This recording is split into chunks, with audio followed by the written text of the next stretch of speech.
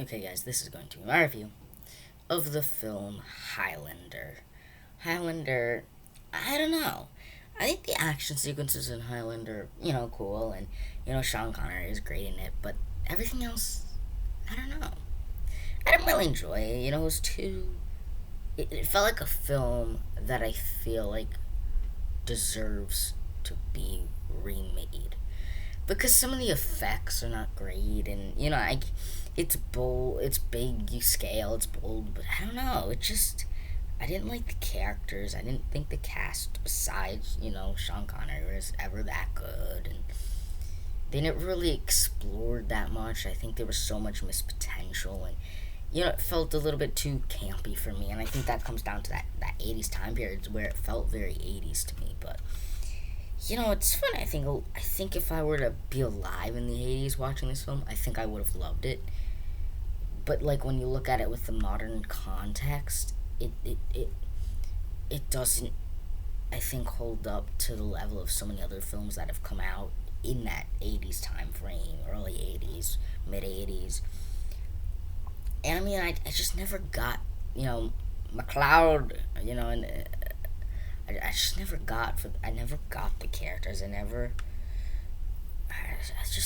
really cared for the characters, and just think the story was like, like, oh, Immortals and the Highlander and the Quickening. They never really established anything. It felt like they were moving from one plot point to another so quickly, like bing, bing, bing, bing, bing. No time to really establish it. Like, what's the Quickening? I have no idea. What does Highlander truly mean? I don't know. How did Immortals come to be? I don't know. Maybe they, said that in the film. Just the simple fact of the matter is not good enough for me to, keep that in my brain as far as knowledge. So it was just a simple fact of they just never, for me, established and dived into the stuff that I think, for the most part, deserved to be they should have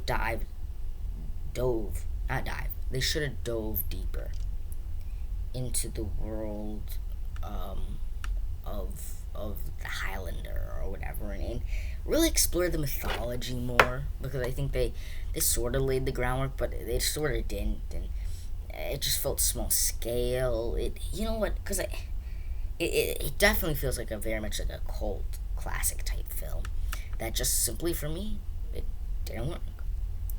But anyways, stay tuned for more videos coming at you. And I mean, it wasn't total track. I really enjoyed some of the sequences.